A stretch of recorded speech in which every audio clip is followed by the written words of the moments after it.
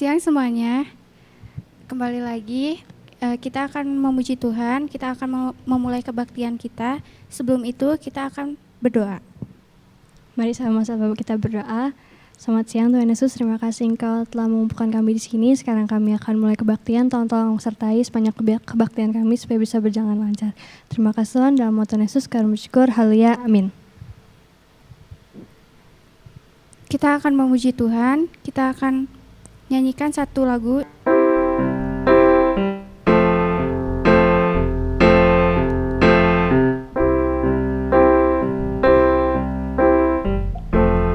Banyak yang kau perbuat di dalam hidupku, rancangan indahmu terjadi di hidupku. Bapa yang mengerti segala yang ku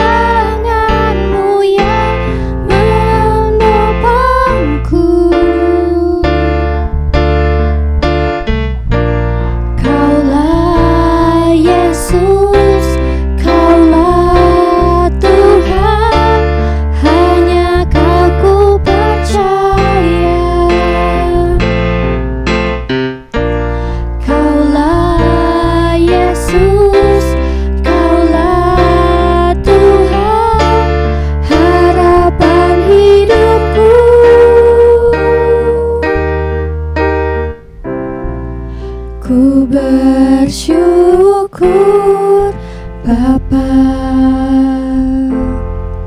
ku bersyukur Tuhan buat kasih setiamu di dalam hidupku. Ku bersyukur, ku bersyukur Bapa, ku bersyukur Tuhan buat kasih setiamu di dalam hidupku. Ku bersyukur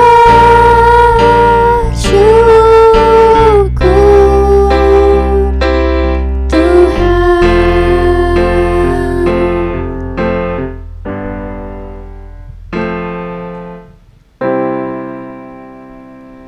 Selanjutnya kita akan melanjutkan kebaktian. Lagu kedua yaitu Bagai Raja Wali.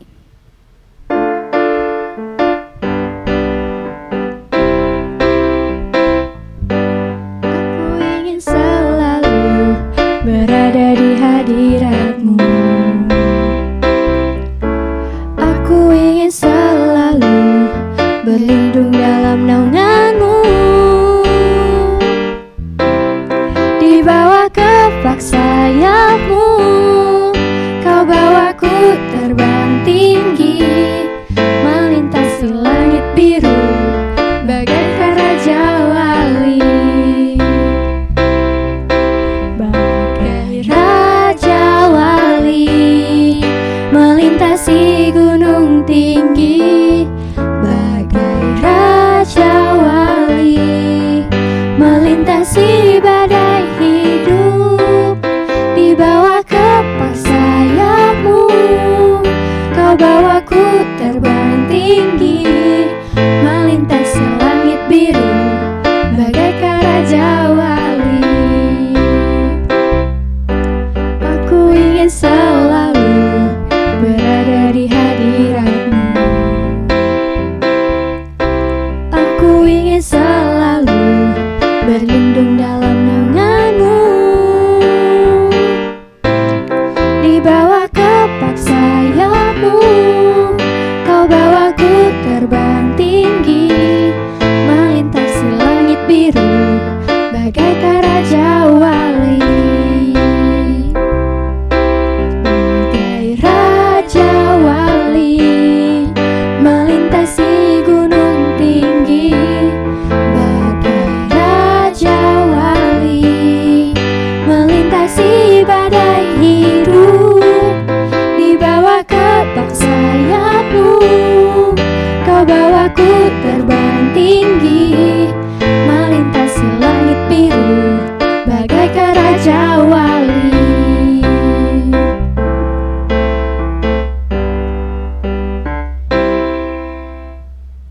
Untuk menyiapkan hati, sebelum mendengar khotbah, mari kita nyanyikan lagu Ku Percaya Janji-Mu.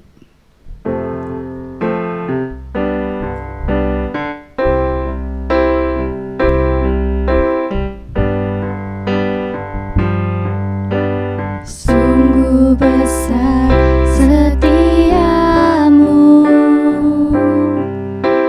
Kau nyatakan bagiku.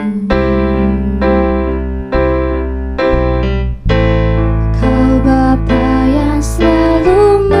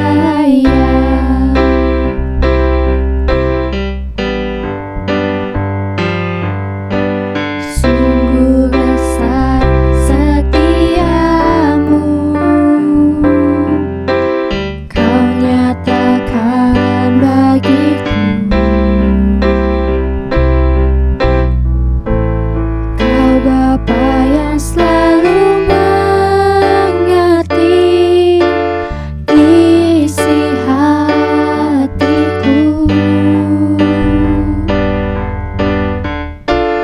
Kemuliaan-Mu Kau janjikan, aku tetap percaya, ku percaya janji-Mu ajaib terukir dalam kehidupanku.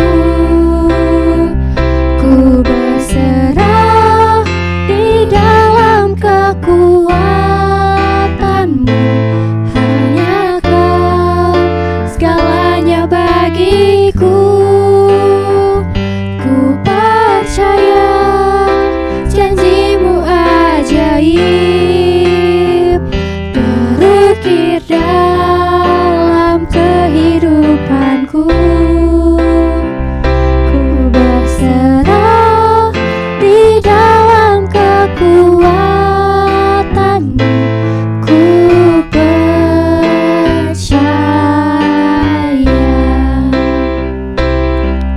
Tak akan ku takut, tak akan ku gentar. Kaulah imanku, Kaulah Tuhanku. Tak akan ku ragukan kebaikan-Mu di hidupku. Ku percaya janji-Mu ajaib terukir dalam kehidupanku. Ku berserah di dalam kekuatan-Mu, hanya Kau segalanya bagiku. Ku percaya janji-Mu ajaib terukir dalam kehidupanku. Ku berserah di dalam kekuatan-Mu, ku percaya.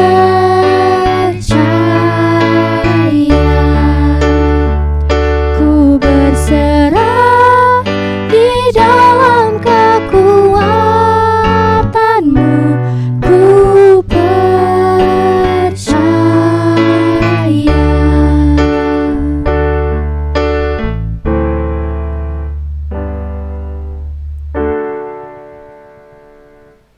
Tuhan, kita mau belajar dari firman Tuhan bagaimana supaya kita bisa terus berbahagia dalam setiap situasi. Nah, tapi sebelumnya mari kita berdoa terlebih dahulu. Tuhan Yesus, Tuhan yang baik, terima kasih untuk berkat Tuhan, terima kasih untuk kebaikan Tuhan di mana kami boleh bisa ada sampai sekarang ini. Terima kasih Engkau terus menjagai kami walaupun di tengah pandemi seperti ini. Kami yakin dan percaya bahwa penyertaan-Mu sungguh nyata dan Engkau yang melindungi kami. Dan kiranya Tuhan ajar kami juga untuk bisa mendengarkan kebenaran firman Tuhan dan melakukannya dalam kehidupan kami. Di dalam nama Tuhan Yesus kami berdoa. Amin. Nah, siapa yang di sini senang temenan sama yang suka sedih? Atau yang pesimis terus? Pasti nggak ada kan? Pasti kita senang temenan sama teman yang membuat kita merasa bahagia. Kita pengen punya teman yang berbahagia. Kenapa? Karena kebahagiaan itu juga ingin kita rasakan. Kita juga pengen berbahagia. Tapi seringkali manusia itu menggantungkan kebahagiaannya kepada orang lain. Yang kadang-kadang mengecewakan. Kadang-kadang kita punya teman, aku pengen ketemu sama dia, siapa tahu main sama dia jadi senang. Main sama dia malah jadi bete, malah jadi bad mood. Kata-katanya nggak baik lah. Terasa menyakitkan lah hari itu. Ya karena ketika kita menggantungkan kebahagiaan kita sama orang lain, itu juga tidak pasti. Kenapa? Karena itu tergantung kebahagiaan orang lain juga. Apakah dia lagi bahagia atau tidak. Nah, karena itu kita perlu mencari sumber kebahagiaan yang tidak pernah terpengaruh oleh hal-hal lain, yaitu kebahagiaan yang datang dari Tuhan. Nah, hari ini kita mau belajar dari Mazmur 119 ayat 1 sampai 8. Ini adalah kunci supaya kita berbahagia. Nah, jadi seperti yang Pak Eli pernah bilang, bahwa berkat Tuhan itu gratis. Kita nggak perlu melakukan sesuatu untuk mendapat berkat Tuhan. Namanya berkat. Tetapi untuk mendapatkan janji Tuhan, kita perlu melakukan syaratnya. Nah, kadang-kadang kita sering membalik nih. Kita pengen dapat janji Tuhan, ngeklaim janji Tuhan, tapi nggak mau ngelakuin syaratnya. Tapi kalau demi berkat Tuhan, kita memberkati supaya kita diberkati. Padahal berkat Tuhan itu gratis, tetapi janji Tuhan itu punya syarat. Nah, di Mazmur 119 ini, kita mau belajar tentang bagaimana caranya kita bisa berbahagia. Ada syaratnya. Yuk kita sama-sama baca Mazmur 119 ayat 1 sampai ke 8.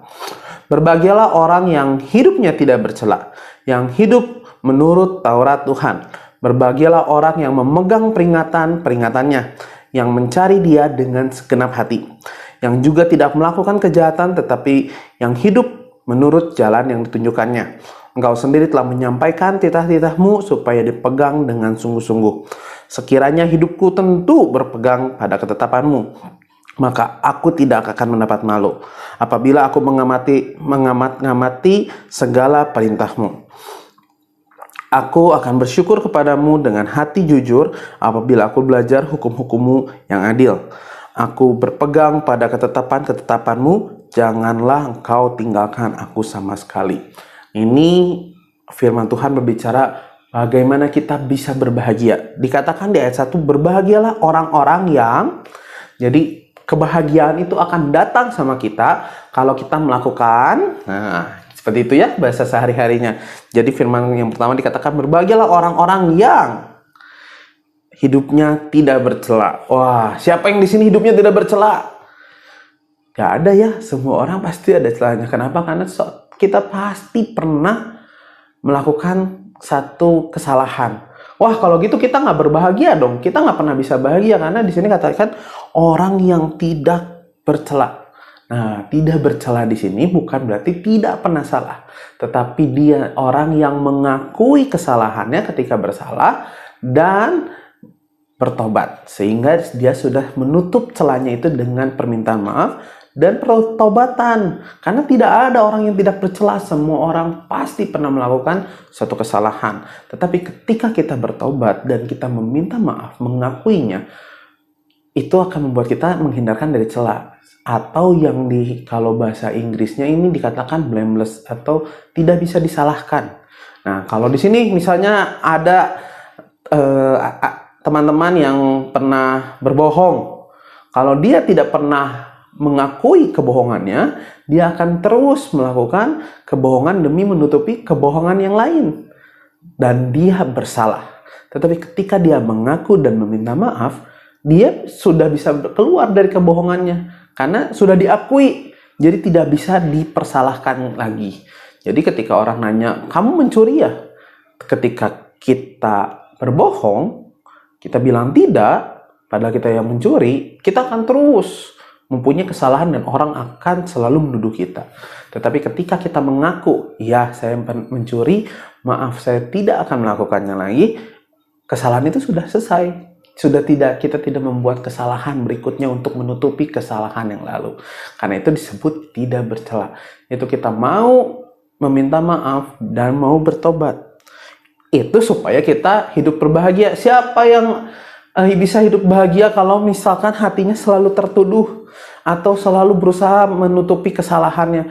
Pasti selalu cemas. Aduh, nanti ketahuan nggak ya? Aduh, nanti gimana pendapat orang? Kita akan merasa cemas dan kehilangan kebahagiaan itu. Karena itu firman Tuhan berkata, kalau kamu mau berbahagia, janganlah kamu bercela atau kita tidak menutup-nutupi kesalahan kita. Seperti itu. Yang syarat yang kedua adalah hidup menurut Taurat Tuhan atau turut menghidup dalam perintah Tuhan. Siapa yang percaya bahwa Tuhan itu baik? Pasti kita semua percaya Tuhan itu baik, setuju? Iya, kalau tidak baik ngapain kita beribadah kepadanya? Nah, bayangkan Tuhan yang baik memberikan satu perintah. Apakah perintahnya baik atau buruk?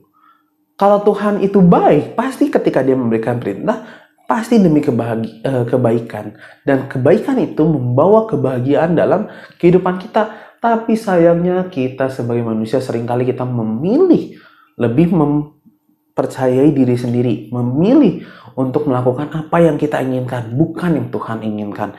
Padahal kita tahu bahwa Tuhan itu maha tahu.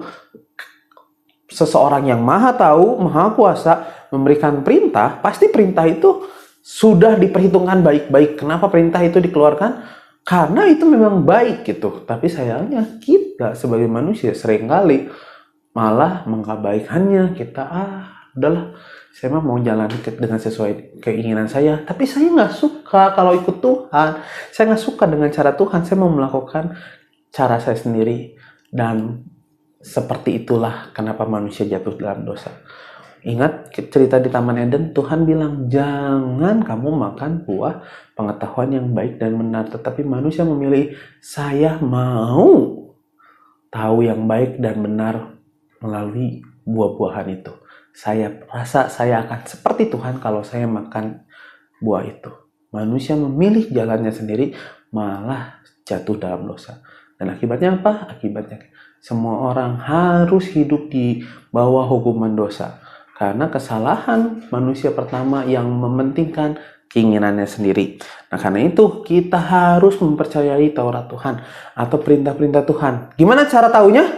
Ya harus dibaca. Alkitabnya, handphone yang ada Alkitabnya. Jangan buka handphone bilang baca Alkitab, tapi baca WhatsApp. Gak ada hasilnya. Kita harus baca Alkitab firman Tuhannya. Nah, itu syarat yang kedua. Syarat yang ketiga, di ayat yang kedua dikatakan syarat berikutnya. Katanya, berbahagialah orang yang memegang peringatan-peringatannya, yaitu kalau bahasa Inggrisnya di sini lebih ke testimoni atau apa yang telah Tuhan lakukan. Kalau kita melihat Tuhan itu baik dalam masa lalu, ketika kita sedang menghadapi masalah, kita berdoa sama Tuhan, terus Tuhan jawab. Kalau Tuhan itu menjawab doa kita di masa lalu, tentu Dia pun akan menjawab pada masa sekarang, sehingga itu menjadi sebuah jaminan buat kita bahwa Tuhan menjawab doa kita.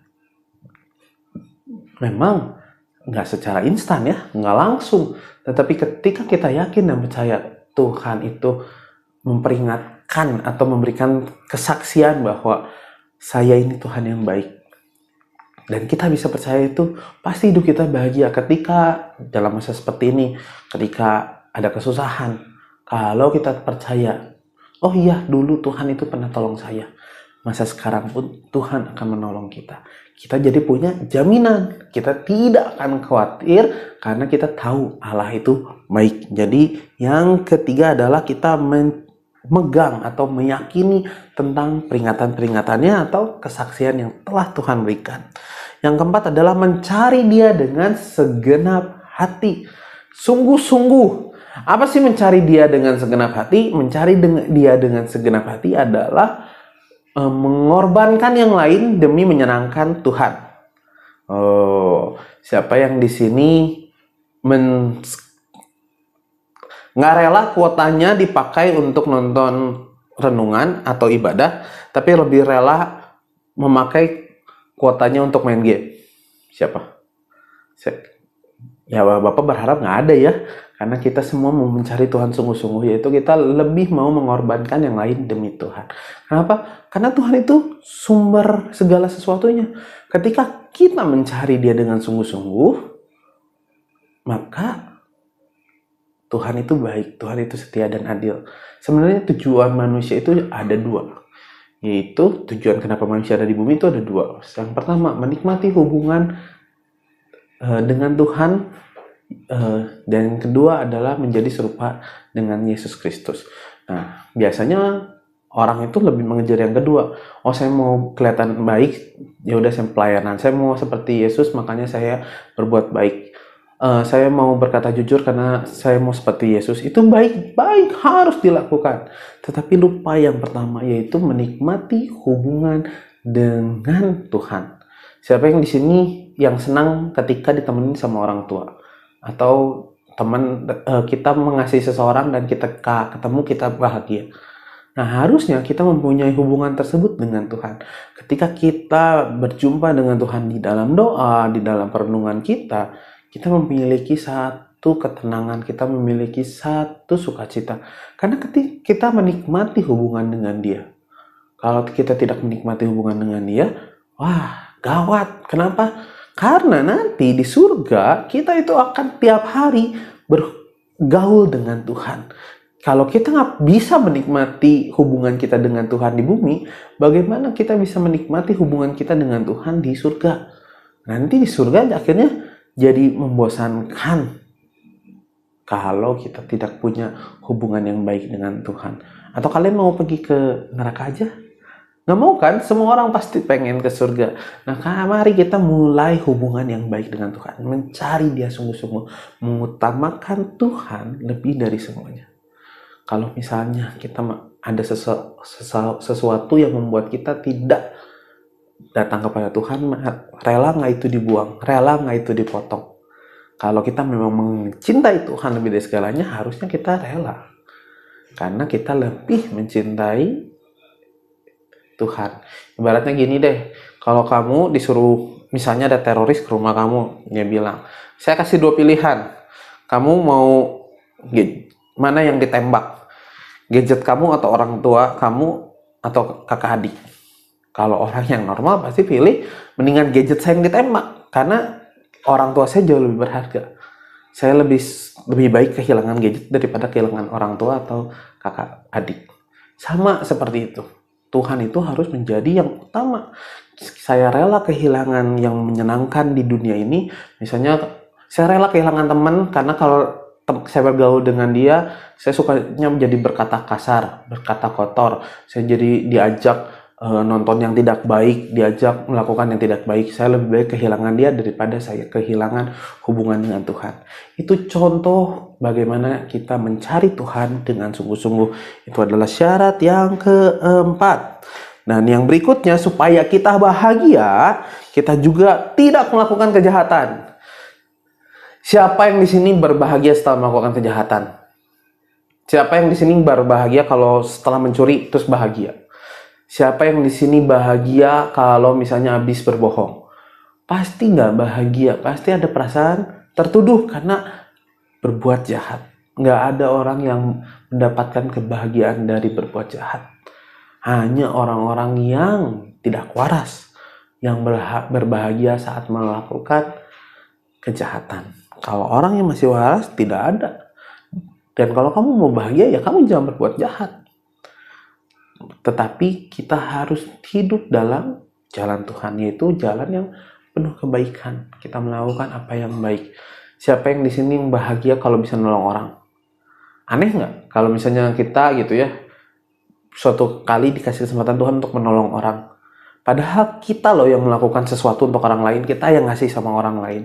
Tetapi setelah ngasih, setelah kita yang kehilangan sesuatu, kehilangan tenaga, kehilangan waktu, kehilangan materi. Tetapi yang anehnya ketika kita bisa menolong orang lain, udahnya bahagia. Padahal kita yang kehilangan sesuatu, tetapi kita bahagia. Itulah istilahnya rezeki di dalam berbuat baik. Atau berkat di dalam berbuat baik, yaitu kita mendapat kebahagiaan walaupun kita kehilangan. Beda kalau kita kemalingan. Kalau kemalingan kita pasti sedih. Atau kecurian pasti kita kesel. Tetapi karena kita kehilangan sesuatu yang berharga buat kita, dipaksa. Tetapi berbeda ketika kita mau ngasih buat orang lain. Itu akan mendatangkan kebahagiaan. Karena itulah berkat yang Tuhan berikan di dalam berbuat baik. Makanya kalau mau berbahagia, harus berbuat baik. Dan syarat berikutnya adalah untuk mengamati perintah Tuhan.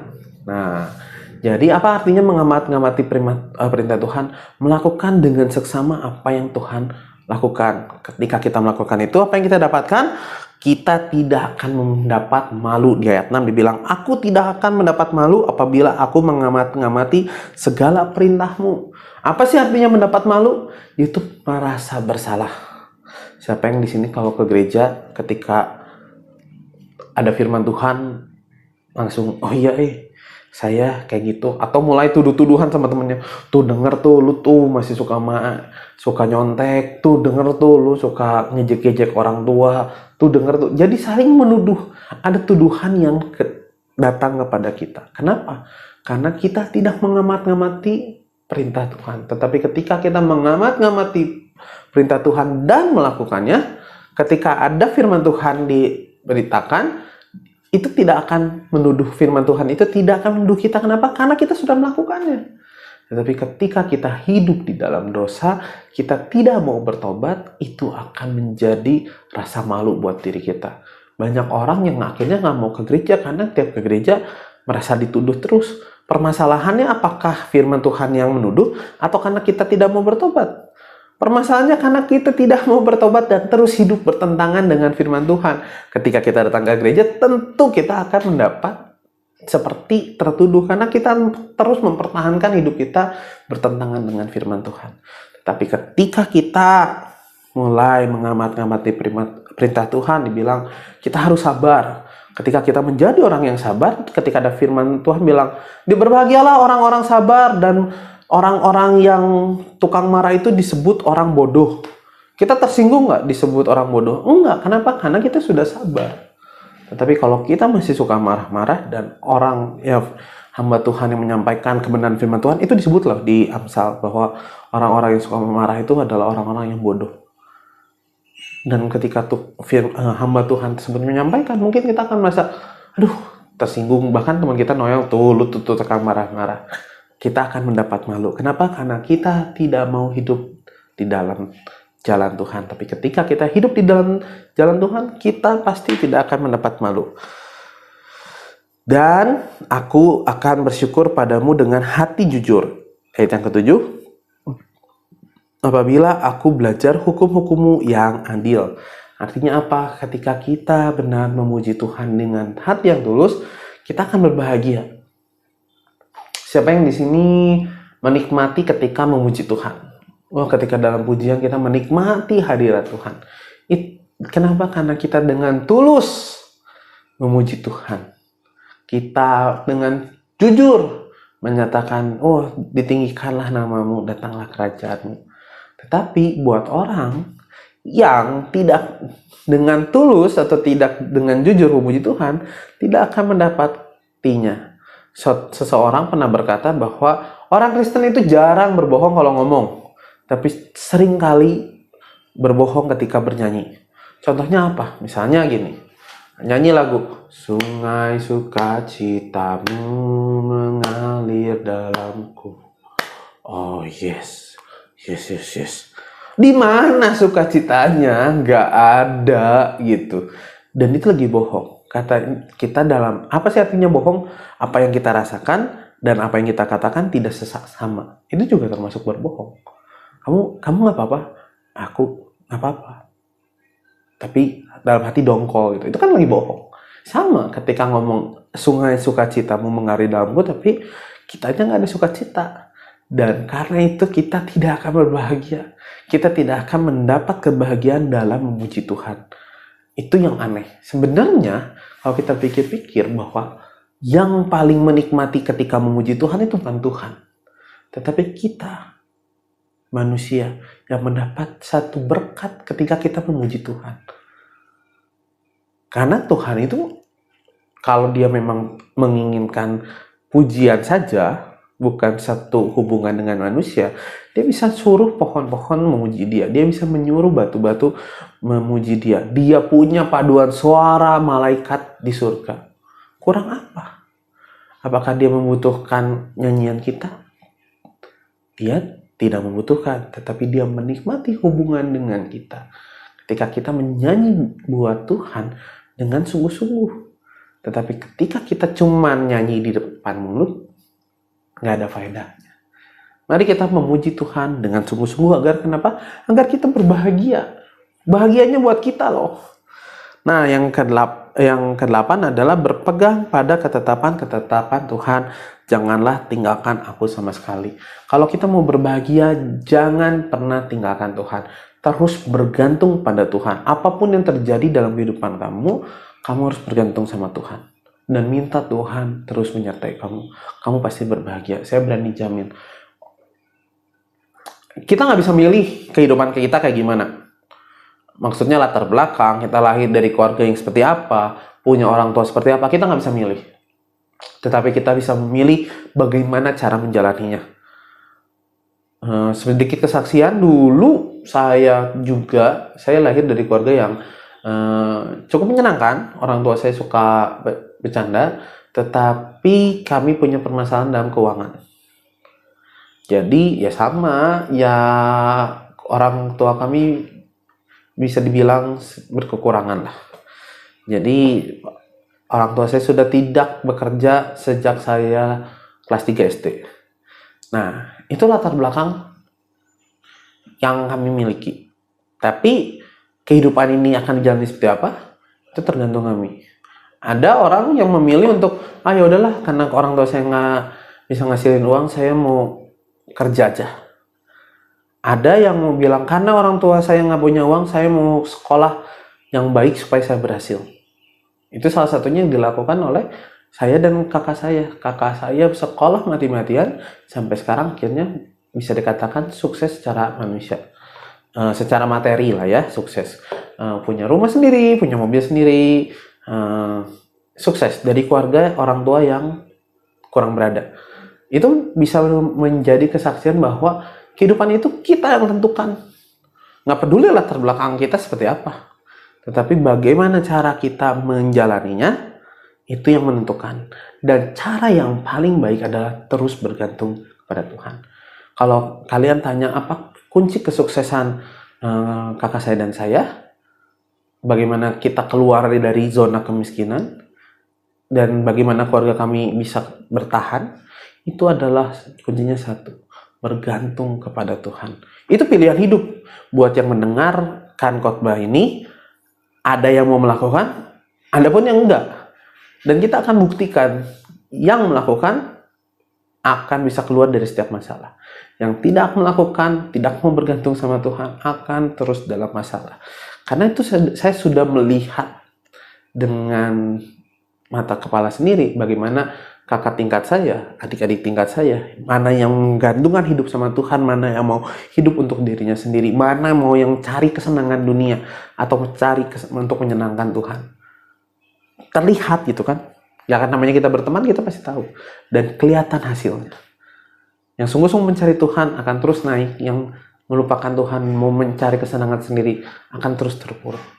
Makanya kalau kita mau berbahagia di bumi, lakukan yang ke syarat-syarat di sini, yaitu kita mau percaya akan firman Tuhan, mau melakukannya, hidup berintegritas, kalau salah bilang salah, mengakui dan meminta maaf dan bertobat, mau mencari Tuhan dengan sungguh-sungguh, mau memuji Tuhan dengan sungguh-sungguh, pasti kita berbahagia. Dan yang terakhir, selalu andalkan Tuhan, jangan pernah tinggalkan Tuhan.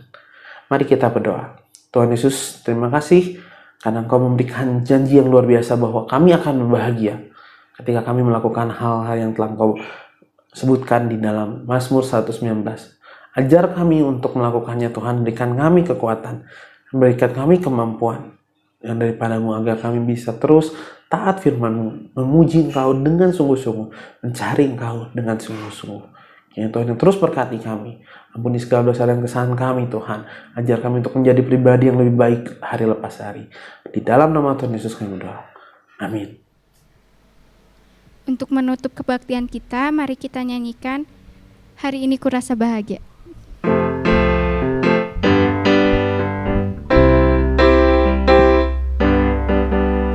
Hari ini kurasa bahagia, berkumpul bersama saudara seiman. Tuhan Yesus telah satukan kita tanpa